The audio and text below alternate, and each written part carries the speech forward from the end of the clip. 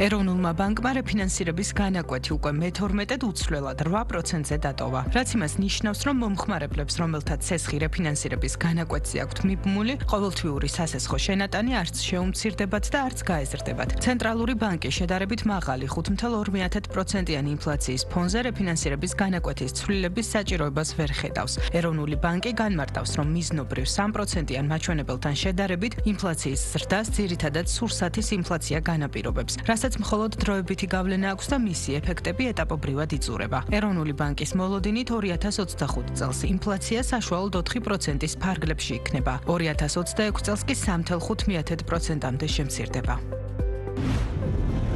ბათუმის სარფის ახალი მაგისტრალის მშენებლობისთვის მთავრობა აზიის განვითარების ბანკისგან 306.592.000 ევროს სესხს იღებს. დოკუმენტი რატიფიცირებისთვის პარლამენტის საკომიტეტოს ხდომაზე განიხილეს. პროექტის ფარგლებში 11 კილომეტრიანი ძირითადად ორზოლიანი ავტომაგისტრალი აშენდება, რომელიც გვირაბს და ხიდს მოიცავს. სამუშაოებზე ტენდერი მომავალ წელს გამოცხადდება.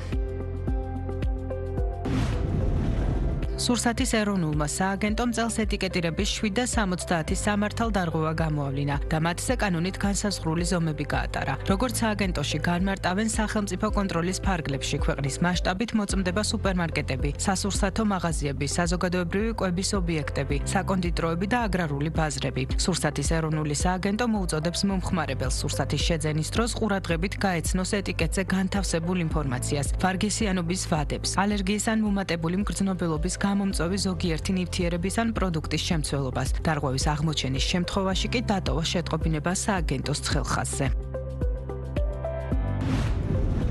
Apple 50 წლის იუბილეს რეკორდული გაყიდვებით იწყებს. ტექნოლოგიური გიგანტი საშობაო კვარტალში 127 ან 139 მილიარდი დოლარის შემოსავალს ელის, რაც შესაძლოა ისტორიაში ყველაზე მაღალი მაჩვენებელი იყოს კვარტლის ჭრილში. კომპანიის მაღაზიებში 12 ნოემბრიდან ახალი პროდუქტებიც გამოჩნდება. Apple ჭკვიან მოწყობილობებს სულ უფრო აუმჯობესებს და მომავალში მომხმარებლებს არაერთ სიახლის შესთავაზებს, როგორც iPhone-ების, ასევე MacBook-ებისა და iPad-ების მიმართულებით.